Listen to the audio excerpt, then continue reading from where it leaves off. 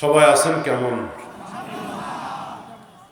যশোরবাসী কি ভূমিকম্প আজকে বুঝতে পেরেছে?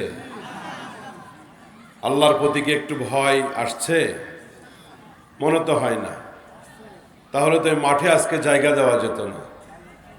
আজকে ভূমিকম্পে সত্যি যদি আল্লাহর ভয় ভিতরে আসতো, অন্তত আজকের এই মাঠে কোনো পুরুষ, কোনো যুবক, কোনো প্রাপ্তবয়স্ক মানুষের উপস্থিতি না থেকে ঘরে ঘরে রাস্তাঘাটে আড্ডার কোনো সুযোগ ছিল? বোঝা গেল আমরা ঝাঁকিকে ভয় পাই, ঝাঁকিওয়ালাকে ভয় পাই না। আমরা ধাক্কাকে ভয় পাই, কিন্তু ধাক্কাওয়ালাকে ভয় পাই। আফসোসের ব্যাপার। রাস্তাঘাটে যারা আছেন সকলেই চলে আসুন মেহেরবানি করে।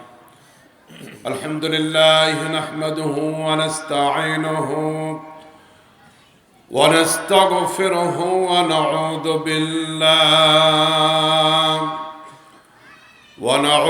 বিল্লাহি মিন শুরুরি আনফুসিনা ওয়া মিন সাইয়্যাতি আ'মালিনা। من يهده الله فلا مضل له ومن يضلل فلا هادي له ونشهد أن لا إله إلا الله وحده لا شريك له ونشهد أن سيدنا وسندنا وحبيبنا وطبيبنا وطبيب قلوبنا ومولانا محمدا عبده ورسوله الذي أرسله بالحق بشيرا ونذيرا وداعيا إلى الله بإذنه وسراجا منيرا. أما بعد فقد قال الله تعالى في كلامه المجيد وفي فرقانه الحميد.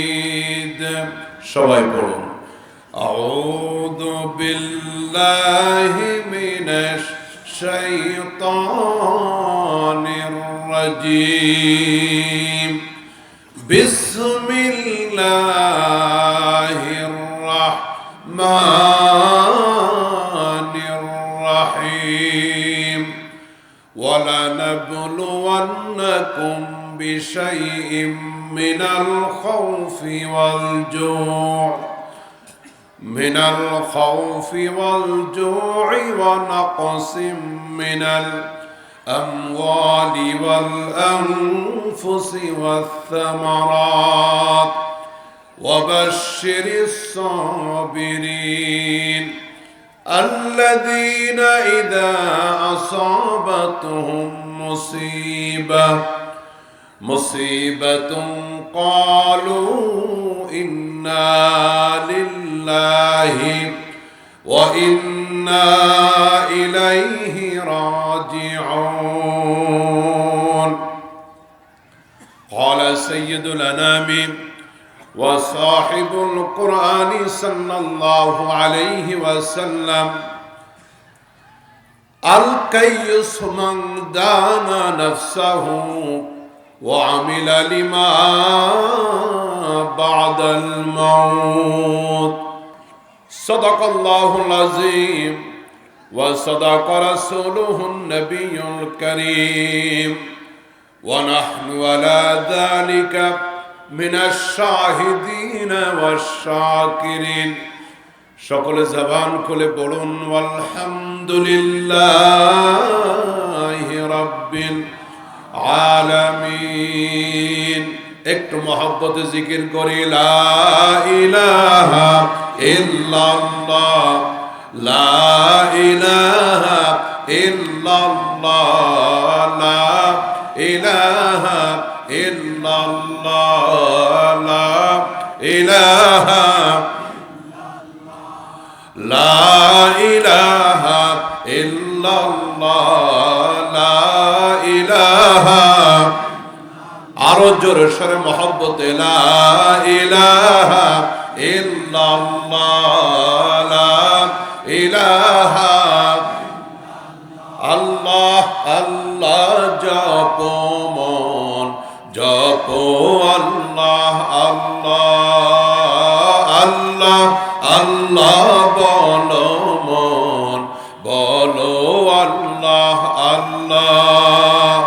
জীবন হবে ফুলে ফুলে নূরে উজালা, লা ইলাহা ইল্লাল্লাহ লা ইলাহা, লা ইলাহা ইল্লাল্লাহ লা ইলাহা। এই কালিমার জপমালা কাজে লাগবে শেষ বেলা, এই কালিমার জপমালা কাজে লাগবে শেষ বেলা। অন্ধকার কবরে তুমি পড়ে রবে একলা, লা ইলাহা ইল্লাল্লাহ লা ইলাহা, লা ইলাহা ইল্লাল্লাহ লা ইলাহা, সুবহানাল্লাহ ওয়ালহামদুলিল্লাহ লা ইলাহা ইল্লাল্লাহ, সুবহানাল্লাহ ওয়ালহামদুলিল্লাহ লা ইলাহা, লা ইলাহা ইল্লাল্লাহ মুহাম্মাদুর রাসূলুল্লাহ সাল্লাল্লাহু আলাইহি ওয়াসাল্লাম। তাফসীরুল কোরআন মাহফিল বাস্তবায়ন কমিটি যশোর উদ্যোগে আয়োজিত আজকের এই তাফসীরুল কোরআন মাহফিল জনাব সম্মানিত সভাপতি হযরত ওলামায়ে কেরাম, প্রিয় দিনদার ইমানদার মুসলমান ভাইরা, পর্দার আড়ালে আমার অত্যন্ত শ্রদ্ধা মা এবং বোনেরা, আল্লাহ সুবহানাহু ওয়া তাআলার দরবারে আলিশানে শুকরগুজার হচ্ছি, যিনি দয়া করে মেহেরবানি করে আমাদেরকে সুস্থ রেখে স্বাভাবিক থেকে আজকের সালাতুল জুমা আদায়ের তৌফিক দিয়েছেন, যিনি আসর পড়ার তৌফিক দিলেন, যিনি মাগরিব পড়ার তৌফিক দিলেন, যিনি এশাও পড়ার তৌফিক দিলেন, এরপরে জান্নাতে বসার তৌফিকও যিনি দিলেন, সেই মালিকের দরবারে অন্তরের অন্তঃস্থল থেকে হৃদয়ের সবটুকুন আবেগ ভালোবাসা উজাড় করে শুকরগুজার করব। এজন্য কোভিড-19 সেই করোনা ভাইরাসে একবার আমাদেরকে হায়াত দিয়েছেন, আজকেও বাঁচার আশা ছিল না। 5.5 মাত্রার ভূমিকম্প, এ পর্যন্ত প্রায় 7 থেকে 9 জনের মৃত্যুর খবর। একটা মিস কল, এটা একটা টোকা। এরপরে যদি সংশোধন বান্দা না হয়, এরপরে যদি পাপাচার থেকে বান্দা ফিরে না আসে, তখন আর মিস কল দেওয়া হয় না, তখন চূড়ান্ত আযাবের ব্যবস্থা করেন কে? ইন্দোনেশিয়া, তুরস্ক, জাপান পৃথিবীর প্রযুক্তিতে আরো অগ্রসর, পৃথিবীর প্রযুক্তিতে যারা আরো মডার্ন, সেই সমস্ত প্রযুক্তিওয়ালা দেশগুলি পর্যন্ত ভূমিকম্পে বুক থুবড়ে পড়ে হাজার হাজার মানুষ সেখানে ভূমিকম্পে নিহত হয়। প্রায় রব্বে কারীমের দরবারে অনেক শুকরিয়া, 90 থেকে 92% মুসলিম রাষ্ট্র। এটা মনে করতে হবে আজকের ঝাঁকুনিটা মারাত্মক ছিল, কিন্তু এদেশের আজান হয়, সন্ধ্যা হয় আজানের আওয়াজে, এদেশের ফজর হয় আজানের আওয়াজে, এদেশের প্রত্যেকটি অলিতে গলিতে একটি কোরআনের মাদ্রাসা, এদেশের প্রত্যেকটি মহল্লায় মহল্লায় একটি মসজিদ।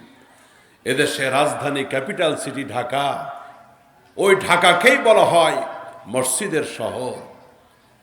এদেশের মানুষগুলি তাহাজ্জুদের নামাজ আদায় করে। এদেশের মাদ্রাসা মক্তবে সেই সুবহে সাদিকের সময় ছোট্ট ছোট্ট মাসুম বাচ্চারা তাহাজ্জুদের নামাজ পড়ে এলাকাবাসীর জন্য, দেশবাসীর জন্য দোয়া করে। আর আজকের দিনটাও ছিল সপ্তাহের শ্রেষ্ঠ দিন, শুক্রবার।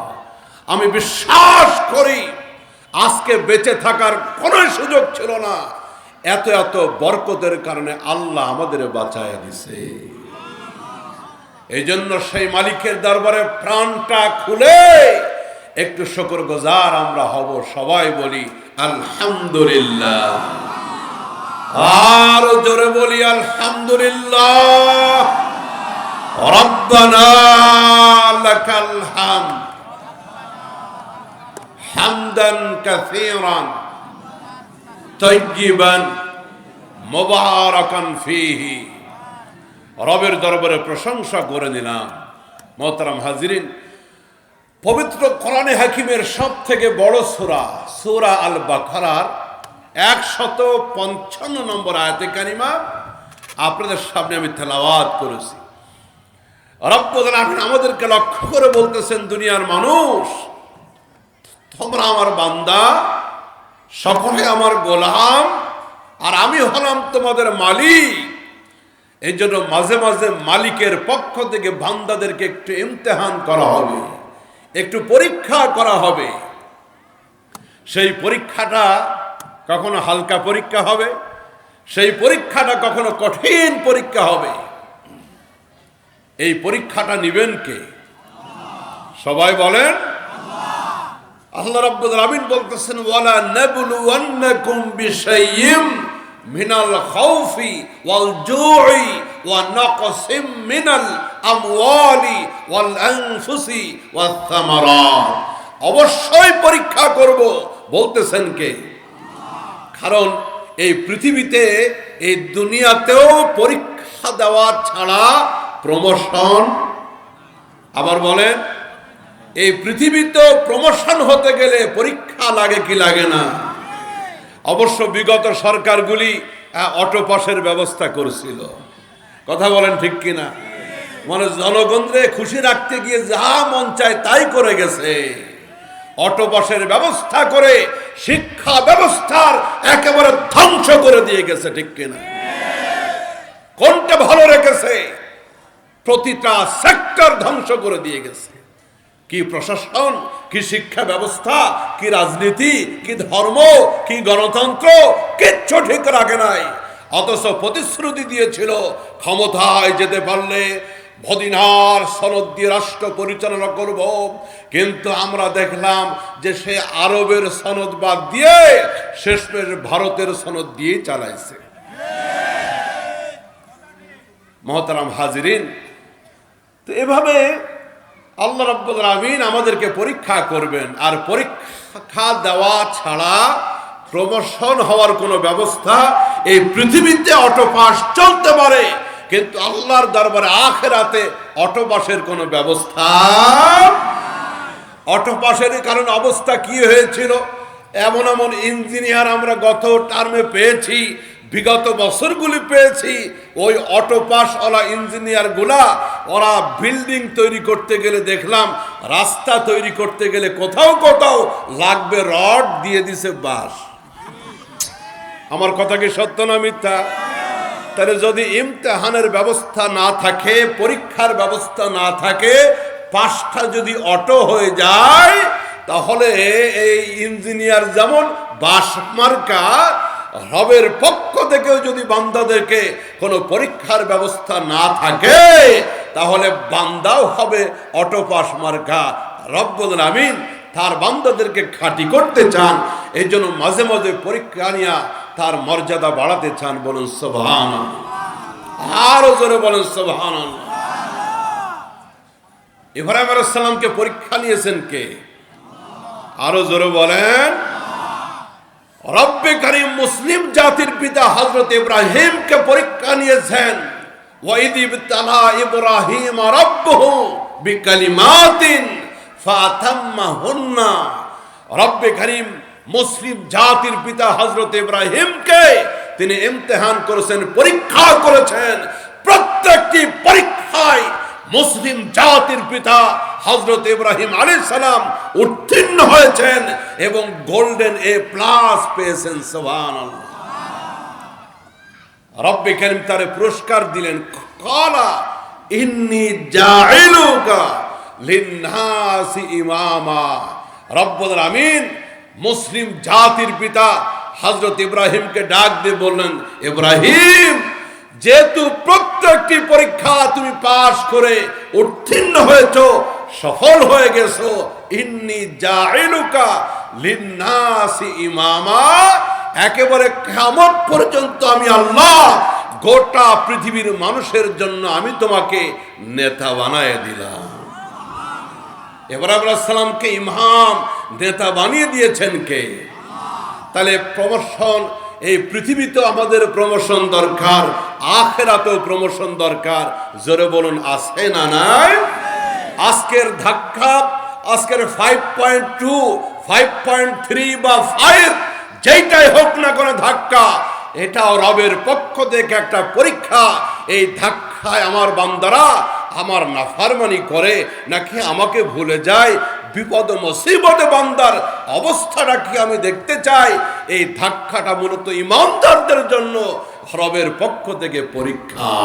রব্বে কারীম সেই পরীক্ষা কি কি জিনিস দ্বারা পরীক্ষা হতে পারে আল্লাহ রাব্বুল আলামিন আয়াতের ভিতরে বলে দিলেন, ওয়ালা নাবলুওয়ান্নাকুম বিশাইইম মিনাল খাউফি ওয়াল জু' ওয়া নাকসিম মিনাল আমওয়ালি ওয়াল আনফুসি ওয়াত থামারাত। রাব্বুল আলামিন বলেন, যেই পরীক্ষাটা আমি তোমাদেরকে নিব, সেই পরীক্ষাটা হবে ক্ষুধার মাধ্যমে, কষ্টের মাধ্যমে। কারো জানের ক্ষতি হবে, কারো মালের ক্ষতি হবে। এইভাবে বিভিন্ন প্রকারের পরীক্ষা আল্লাহ রাব্বুল আলামিন নেবেন। আজকে কারো বিল্ডিংটা হেলে গেছে, কারো আলমারির দামি দামি সামগ্রীগুলো নষ্ট হয়ে গেছে, হাত ভেঙে গেছে, কারো বা পাউটা ভেঙে গেছে, কারো কলিজার টুকরার সন্তান মারা গেছে, কারো মা মারা গেছে, কারো পিতা মারা গেছে। রব্বুল আলামিন বলেন, এই পরীক্ষাটা আমার পক্ষ থেকে হবে সম্পদ নষ্টের মাধ্যমে, স্বাস্থ্য নষ্টের মাধ্যমে, কারো বাপ জীবনটাও নষ্টের মাধ্যমে পরীক্ষা হবে। আল্লাহ পাক বলেন, এই পরীক্ষায় যারা পাশ করতে পারবে, আল্লাহ পাক বলেন ওই সমস্ত ধৈর্যশীল বান্দাদের জন্য আমি আল্লাহর পক্ষ থেকে সুসংবাদ। সকাল তখন কয়টা? 10:38। আমি তো মিরপুরে থাকি, ঢাকা, এবং আমি মিরপুর থেকে এসেছি জুমা পড়ি। আমার আরেকটি প্রোগ্রাম নওদা গ্রাম আজকেই। এরপর আল্লাহ চাইলে আগামীকাল কুষ্টিয়া দৌলতপুর, আগামীকাল ইনশাআল্লাহ। তো আমি ঘুম থেকে জাগ্রত হয়ে গেছি, ফজরের পর একটু লম্বা ঘুমাই, কারণ প্রত্যেক রাত্রে প্রোগ্রাম থাকে। আমি ঘুম থেকে জাগ্রত হয়ে মানসিকভাবে জুমার জন্য প্রস্তুতি গ্রহণ করতেছি। একটু পড়াশুনো করতে হয়, কিছু নোট করতে হয় কোরআন হাদিস দিয়া। হঠাৎ করে আমি লক্ষ্য করলাম আমার বিল্ডিংটা, বাসাটা, আমি 5 তলায় থাকি, গোটা বাসাটা যেন কেউ দোলনার মতো হাতে নিয়ে দোলাচ্ছে এইভাবে। আল্লাহু আকবার! চারটেখানিক ব্যাপার। এরপরে পরিবারের সবাই মিলে আমরা কালিমা পড়তে লাগলাম, পরিবারের সকলে মিলে আমরা দোয়া ইউনুস পড়তে লাগলাম। আল্লাহর পক্ষ থেকে যদি কোনো ফয়সালা হয়ে যায়, পরিবারের সকলে একসাথে আসি, আল্লাহ যদি কোনো ফয়সালা করেন এ দুনিয়া থেকে বিদায় নেওয়ার, একসাথে যেন চলে যেতে পারি মানসিকভাবে। এভাবে প্রত্যেকে প্রস্তুত হয়ে গেছিল, প্রত্যেকে কালিমা পড়ে ফেলেছিল। সম্মানিত হাজিরিন, তবু আল্লাহ রাব্বুল আমিন আমাদেরকে বাঁচিয়ে দিয়েছেন। এটা আল্লাহর পক্ষ থেকে একটা পরীক্ষা ছিল। আমাদের এখন দায়িত্ব হলো পাপের পথ থেকে ফিরে আসা, সমস্ত নাফরমানি থেকে ফিরে আসা। পয়গম্বর বলেন শেষ জামানায় ভূমিকম্প বেড়ে যাবে, যে মুহূর্তে অশ্লীলতা বাড়বে, যে মুহূর্তে উলঙ্গপনা বেড়ে যাবে, যে মুহূর্তে পাপাচার বেশি বেড়ে যাবে, ওই মুহূর্তে রবের পক্ষ থেকে ভূমিকম্প বেড়ে যাবে।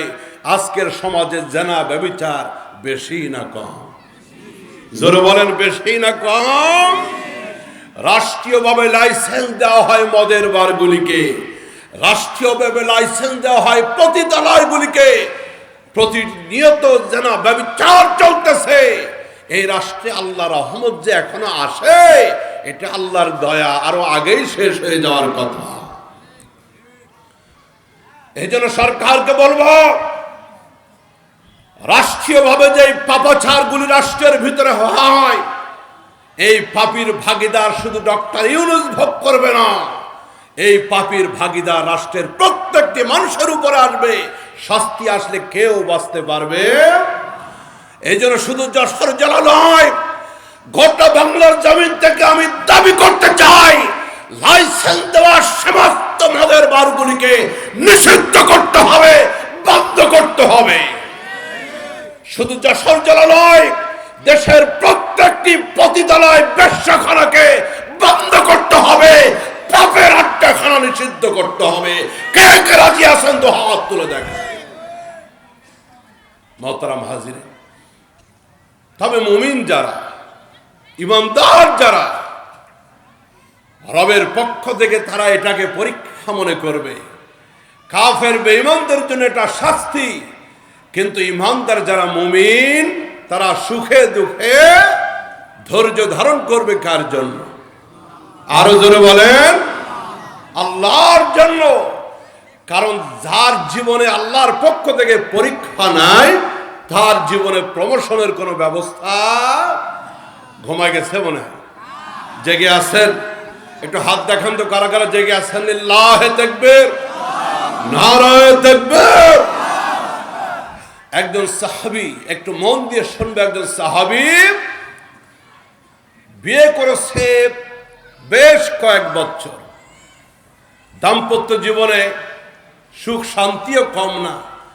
বিবির সাথে সাহাবীর খুব ভালো সম্পর্ক, ঘর যেন জান্নাতের টুকরা।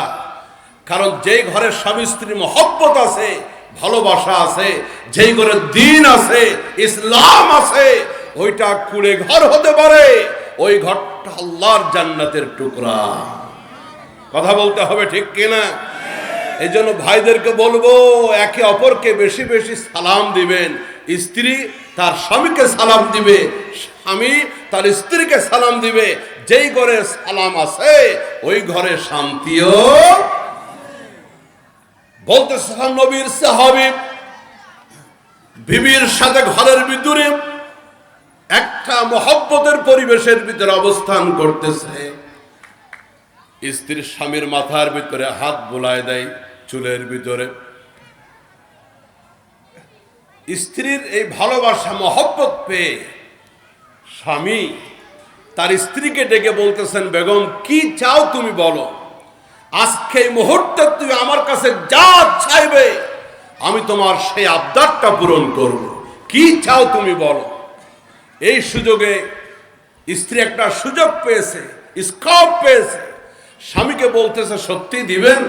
স্বামী বলতেছে হ্যাঁ, এত আদরের বিবি তুমি, আমার কাছে একটা দাবি করবা, কোনো কিছুর অভাব আছে? আজকে যা চাইবা তাই দিব। স্ত্রী বলতেছে তাহলে সত্যি যদি যা চাই তাই দিবেন, আমারে আপনি তালাক দেন। তালাক। কি চাইছে? আরো জোরে বলেন। বউ যদি এই কথা বলে তাহলে শান্তি বাড়ে না অশান্তি বাড়ে? অশান্তি বাড়ে। আজকে এই অশান্তি সমাজে খুব বেড়ে গেছে। স্ত্রী কর্তৃক স্বামীকে ডিভোর্স, আবার স্বামী কর্তৃক স্ত্রীকে তালাক। এর কয়েকটা কারণ আছে। একটা কারণ হলো আমাদের লাইফস্টাইল, আমাদের পারিবারিক জীবন ব্যবস্থা। ইসলামকে বাদ দিয়ে, মদিনার জীবন ব্যবস্থাকে বাদ দিয়ে আমরা পাশ্চাত্যকে ফলো করতেছি, ভারতকে ফলো করতেছি। আর একটা দাম্পত্য কলহের আরেকটি কারণ হলো সেটা হলো আমরা পরকীয়া সমাজে রন্ধে রন্ধে আজকে পরকীয়া অবৈধ সম্পর্ক জড়িয়ে গেছে। কথা বলুন ঠিক কিনা? সম্মানিত ভাইরা আমার, স্ত্রী যে মুহূর্তে বলেছে আমাকে তালাক দাও, স্বামী চেহারাটা কালো হয়ে গেছে। এত আদরের স্ত্রী, আরে স্বামী আছে দেখেই তো পরিবারে এত শান্তি, কিন্তু বিবি তালাক চাইতেছে। অবাক হয়ে গেল। স্বামী বলতেছে, বিবি আমি তো তোমাকে তালাক দিতে পারবো না, তালাক দিলে আবার শান্তিটাই তো নষ্ট হয়ে যাবে। বিবি বলতেছে, এত কিছু জানি না, আপনি ওয়াদা করেছেন আজকে আমি যা চাইবো আমাকে তাই দিবেন। ওয়াদা রক্ষা করা মুমিনের গুণাবলী, আমাকে আপনি তালাক দেন। একটা বড় বিপদে পড়ে গেছে স্বামী। ওই যে মাঝে মাঝে গলার ভিতরে হাড্ডি মানে ঢুকে গেলে না গিলতে পারে না ফেলতে পারে। স্বামী মন মলিন হয়ে গেছে। এদিকে স্ত্রী বারবার বলতেছেন, দেন আমার তালাকটা দেন, আপনি বলেছেন তো ওয়াদা করেছেন তালাক দিবেন। স্বামী বলতেছে, সাহাবী বলতেছে, বেগম আমাকে একটু সময় দাও, আমি একটু নবীজির দরবারে যাব, রাহমাতুল আলামিনের সাথে কথা বলবো, একটু পরামর্শের সুযোগ দাও, এরপরে তোমার দাবি অনুযায়ী আমি তোমাকে তালাক দিব, একটু সুযোগ দাও, আমি রাহমাতুল আলামিন নবীর সাথে একটু পরামর্শ করব। সুবহানাল্লাহ বলেন। নবীজির সাথে পরামর্শ করলে বরকত দিবেন কে? আরো জোরে। এবার বাড়ি থেকে রওনা হয়ে স্বামী স্ত্রী দুইজন মিলে নবীজির ঘরের দিকে রওনা করেছে, রাসূলের বাড়ির দিকে রওনা করেছে। পাথুরে পথ, মরুভূমির পথ, পাহাড়িয়া পথ। দৌড়াইতে দৌড়াইতে হঠাৎ করে একটা পাথরে আঘাত লেগে আহত হয়ে গেছে বেচারা স্বামী। হাঁটু ছিলে গেছে, দেহে ক্ষত বিক্ষত হয়ে গেছে, রক্তাক্ত হয়ে গেছে শরীরের বিভিন্ন জায়গায়। প্রিয়তমা স্ত্রী এই দৃশ্য দেখে, রক্তাক্ত দেহটা দেখে নিজের আঁচল থেকে কাপড় ছিঁড়ে রক্তাক্ত জায়গাগুলিতে পট্টি বেঁধে দিচ্ছে, আর চোখ দিয়ে ঝরঝর করে পানি পড়তেছে। আল্লাহু আকবার। সাহাবী উঠে দাঁড়ায়, আবার স্ত্রীর হাত ধরে আবার রওনা করছে ঘরের দিকে, নবীর ঘরের দিকে। বেগম স্বামীকে থামিয়ে দিয়ে বলছে, আর রসুলের পরামর্শের জন্য নবীজির ঘরে আর যাওয়া লাগবে না, চলেন আমরা বাড়ি ফিরে যাই। সাহাবী বলতেছে, বাড়ি ফিরে যাব? তুমি তো তালাক দাবি করেছো, তালাক চেয়েছো। বেগম বলতেছে, আর তালাক দেওয়া লাগবে? সাহাবী বলতেছে, বেগম রে, এটা তো নিষ্ঠুর রসিকতা। একবার বললাম আমাকে তুমি তালাক দাও, আমি তোমাকে নিয়ে নবীর ঘরের দিকে রওনা করলাম, পাথর এলাকায় আঘাতপ্রাপ্ত হলাম, পড়ে গেলাম, রক্তাক্ত হয়ে গেলাম। একদিক দিয়ে আমার মনের ভিতরে দাউ দাউ করে আগুন জ্বলতেছে, আমার স্ত্রী আমার কাছে কেন তালাক চাইল? আমি কি তার অধিকার নষ্ট করেছি? আমার সংসারে স্ত্রীর কোনো অভাব নাই, কিন্তু আমার কাছে কেন তালাক চাইল? এই আমার মনের কষ্ট। আবার আর একদিকে পড়ে গিয়ে আহত হয়ে গেছে আমার দেহের কষ্ট। এই দুইটা কষ্টে আমি বড়ই জর্জরিত হয়ে গেছি। আর এখন তুমি বলতেছো তালাক লাগবে না, ঘরে চলো। আমার সাথে এমন রসিকতা কেন করতেছো? কি ব্যাখ্যা? আমাকে ব্যাখ্যাটা বলে দাও। এবার বিবি বলতেছে, স্বামী আমার, যেই জন্য আমি তালাক চেয়েছিলাম, যেই কারণে আপনার কাছে তালাক দাবি করেছিলাম, সেই কারণটা পুরা হয়ে গেছে, তালাক লাগবে না। তার কারণ হলো আমি কেন তালাক চেয়েছিলাম? আপনার সংসারে আমার 4টা বছর বিয়ে হয়ে গেছে, 5টা বছর বিয়ে হয়েছে, কিন্তু এই 5টা বছরের ভিতরে লক্ষ্য করে দেখেছি কোনোদিন অশান্তির কিছু ঘটে নাই। এই 5টা বছরের ভিতরে কোনোদিন আপনার গায়ে একটু জ্বর আসে নাই, টাকা পয়সার কোনো কমতি হয় নাই, কোনো প্রকার বিপদ মুসিবত হয় নাই। আমি লক্ষ্য করে দেখলাম, এক মুহূর্তের জন্য আল্লাহর পক্ষ থেকে আপনার উপরে কোনো মুসিবত পরীক্ষা আসে নাই। এই জন্য আমি মনে মনে চিন্তা করলাম, যে ব্যক্তির উপর আল্লাহর পক্ষ থেকে পরীক্ষা আসে না, যে ব্যক্তি বিপদ মুসিবতে পড়ে না, সেই ব্যক্তি কোনোদিন আল্লাহ পাকের প্রিয় হতে পারে না। আল্লাহু আকবার। এই পৃথিবীর সবথেকে প্রিয় মানুষ ছিল, এই পৃথিবীর সবথেকে দামি মানুষ ছিল নবীরা, এই পৃথিবীর সবথেকে দামি মানুষ ছিলেন রাসূলরা। আপনারা বলেন তো যশোরবাসী, নবীদের উপরে পরীক্ষা বিপদ বেশি ছিল না কম ছিল? সাহাবীর স্ত্রী বলতেছে, আল্লাহর বান্দা, যে মুহূর্ত থেকে দেখতে শুরু করলাম আপনার উপরে কোনো পরীক্ষা বিপদ আসে না, আমি ভাবলাম যে মানুষের উপরে পরীক্ষা আসে না, যে মানুষের উপরে কোনো বিপদ মুসিবত আসে না, ওই মানুষটা আল্লাহর প্রিয় হতে পারে না। এই মানুষের সাথে আমি সংসার করব না, ঘর করব না। এই জন্য আপনার কাছে আমি তালাক দাবি করেছিলাম, কিন্তু নবীজির দরবারে আপনি যখন পরামর্শের জন্য রওনা করলেন আর আমি আপনার সাথে সাথে চলতে লাগলাম, এই মরুভূমি পাহাড়ি এলাকার ভিতরে আসার পরে পাথরের সাথে আঘাত লেগে আপনি পড়ে গেলেন, রক্তাক্ত হয়ে গেলেন, দেহটা ক্ষত বিক্ষত হয়ে গেল। আপনার উপর একটা বিপদ আসলো, মুসিবত পরীক্ষা আসলো।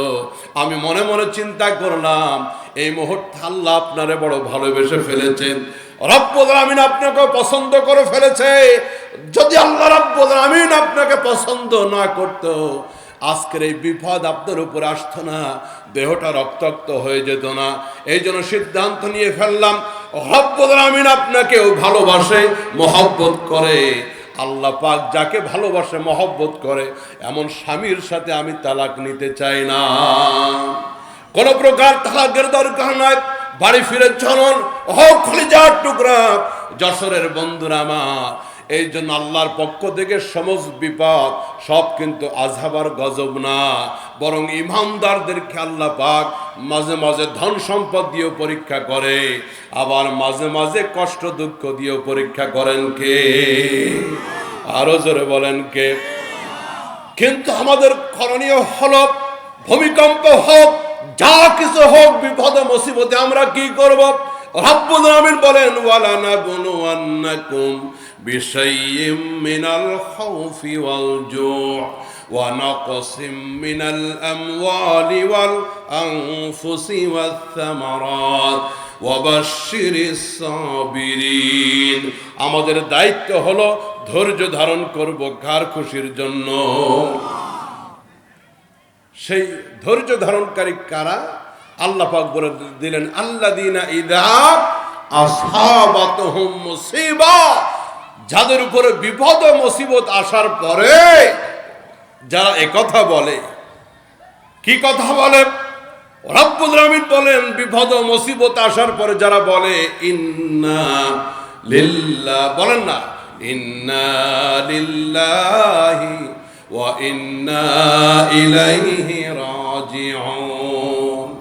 আচ্ছা, এটা কি শুধু মানুষ মরার দোয়া?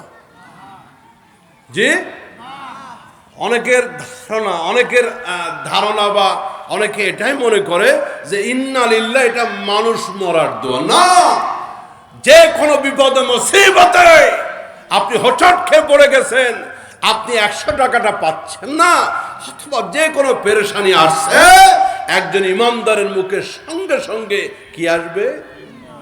আরো জোরে বলেন। এবার বলেন তো, হোঁচট খেয়ে পড়ে গেলে বান্দা কি বলবে? আমাদের এলাকায় কেউ কেউ আছে গালাগালি দেয়, মানে হোঁচটকে পড়ছে, কয় ধুর শালা, নাউজুবিল্লাহ বলি, এ কথা বলে। ওরে হোঁচটকে ফেলাইছে কে? জোরে বলেন। এবার বলুন, হুজুর হোঁচটকে ফেলাইছে তার কারণ কি? হোঁচট খেয়ে জন্য ফেলাইছে, হয়তোবা এই ব্যক্তির উপর একটা বড় বিপদ ছিল, এই ব্যক্তি হয়তোবা রাস্তা পার হইতে গিয়ে ট্রাকের নিচে পড়ার সিদ্ধান্ত ছিল, কিন্তু রব্বুল আমিন কোন সৎকার কারণে, রব্বুল আমিন কোন দানের কারণে, আল্লাহ পাক কোন ভালো কাজের কারণে যেই পড়াটা ট্রাকের নিচে পড়ার কথা ছিল, ওইটা একটু পাথরের সাথে, ইটের সাথে একটু হোঁচট দেওয়ায়া তারে ট্রাকের বিপদ থেকে বাঁচাইয়া দিছে। কারণ নবীজি বলেন, যে বান্দা যখন দোয়া করে এই দোয়াটা 3 ভাবে কবুল হয়। জোরে বলেন কয়ভাবে? আরো জোরে, পিছন থেকে সবাই মিলে। কলিজার টুকরা বন্ধুরা আমার, এই জন্য অনেকে দোয়া করে কিন্তু নগদে রেজাল্ট চাই, দোয়ার পর সঙ্গে সঙ্গে রেজাল্ট চাই। এই জন্য মনে করে হতাশ হয়ে গেলাম, দোয়া কবুল হলো না। না না না, দোয়াটা 3 ভাবে কবুল হয়। একভাবে কবুল হয়, রব্বে কারীমের কাছে চাইতে দেরি হয়, বান্দার আশাটা পূরণ হতে দেরি হয় না। কারণ বান্দার দোয়াগুলি, সব দোয়াগুলি কবুল করেন কে? এইগুলো একটা, যে দোয়া করে দোয়াটা মঞ্জুরও হয়ে যায়। আরেকটা সুরত হলো এই দোয়াটা আল্লাহ রাব্বুল আলামিন যত্ন করে রেখে দেন। এই দোয়াটা কবুল করে সে যে নিয়ামতটা চেয়েছিল আল্লাহ পাক ওইটা দুনিয়াতে নগদে না দিয়ে এই দোয়ার বদৌলতে কোনো বিপদ থেকে তারে বাঁচায় দেয়। আপনি বাড়িতে গিয়ে বলেন, আজকে মরছিলাম, যেমনে সাইকেল থেকে পড়ছি, বেবি ট্যাক্সি আর লাটা হাম্পার আমার এই মাজার উপর দিয়ে যাইতে গেছিল, আল্লাহ বাঁচাই দিছে। আল্লাহ যে বাঁচাইছে, ওই দোয়াটা কবুল হয়েছে। ওই দোয়াটা কবুল করে একটা কিছু চাইছিলেন, সেইটা নগদে না দিয়ে আপনার বিপদ থেকে বাঁচাই দিছেন কে? আরো জোরে বলেন। পয়গম্বর বলেন দোয়াটা আর একভাবে কবুল হবে। এই পৃথিবীতে বান্দার দোয়াটা নগদে কবুল হবে না। আল্লাহ পাক ওই দোয়া দিয়ে তারে বিপদ থেকেও বাঁচাবেন না, বরং কিয়ামতের ময়দানের জন্য আল্লাহ পাক কোন কোন দোয়া রিজার্ভ রেখে দেন। ওদিন বান্দা কিয়ামতের ময়দানে বলবে, আল্লাহ আজকে তো বিপদের কোনো শেষ নাই, আজকে তো মুসিবতের কোনো শেষ নাই। আজকের এই দুনিয়ার দোয়াগুলো যদি দুনিয়ায় কবুল না হয়ে আজকে হাসরের ময়দানের জন্য যদি রিজার্ভ থাকতো, আজকে দাদা নাই, মামা নাই, খালো নাই, নেতা নাই, কেউ নাই, আজকে যদি দোয়াগুলো রিজার্ভ থাকতো কিয়ামতের জন্য, আমি তো বিপদ থেকে বেঁচে যেতাম। এই জন্য দোয়া কোনোটাই বিফলে যায়। সবাই বলতে হবে, দোয়া কোনোটাই বিফলে যায়। প্রত্যেকটা দোয়া কবুল হয়, কোনোটা নগদে, কোনোটা বিপদ মুক্তির মাধ্যমে, কোনোটা আখিরাতে রিজার্ভ থাকবে ইনশাআল্লাহ। এই জন্য আমার কলিজার টুকরা ভাইদেরকে বলবো যে আজকের এই ভূমিকম্প থেকে আমরা শিক্ষা গ্রহণ করব।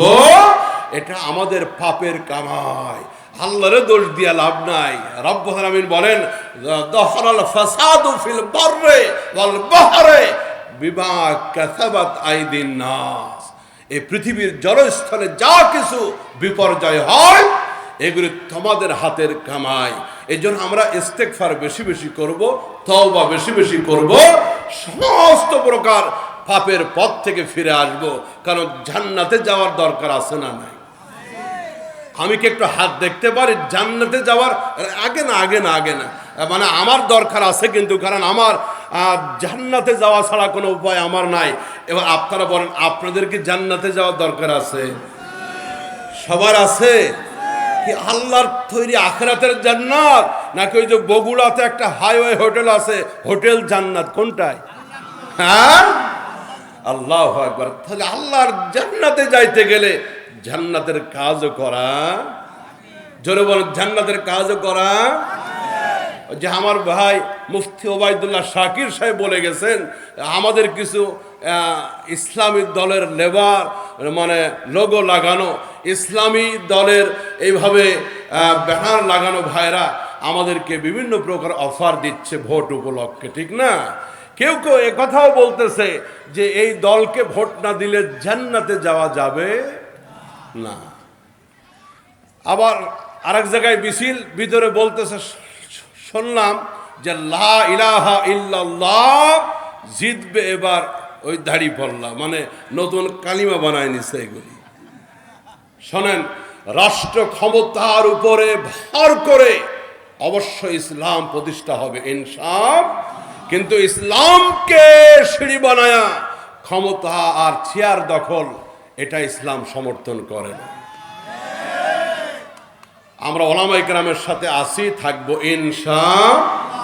কোন প্রকার বাতিল আকীদা যারা নবীদের প্রতি সাহাবীদের প্রতি বিদ্বেষ পোষণ করে, অন্তত তাদের সাথে আমাদের ঐক্য সম্ভব নয়। আল্লাহ পাক আমাদের সকলকে সঠিক ইসলাম বোঝার তৌফিক দান করেন, আমিন। আল্লাহ পাক এই বাংলার জমিনে কোরআন এবং ইসলামের পথে আমাদের সকলকে থাকার তৌফিক দান করেন, আমিন। সে যেই দল হোক না কেন, যেই দল কোরআনের সাথে থাকবে, যেই দলের ব্যক্তিরা কোরআনের সাথে থাকবে, আলেমদের সাথে থাকবে, আমরাও তাদের সাথে থাকতে রাজি আছি না? না। আল্লাহ আমাদের সবাইকে কবুল করেন। মোহতারাম আলোচক চলে আসছেন, আমারও নির্ধারিত সময় শেষ হয়ে গেছে। আপনারা ভালো থাকবেন। আবার যদি আপনাদের সাথে কখনো সাক্ষাৎ হয়, কথা হবে, দেখা হবে ইনশাআল্লাহ। আসসালামু আলাইকুম ওয়া রাহমাতুল্লাহ।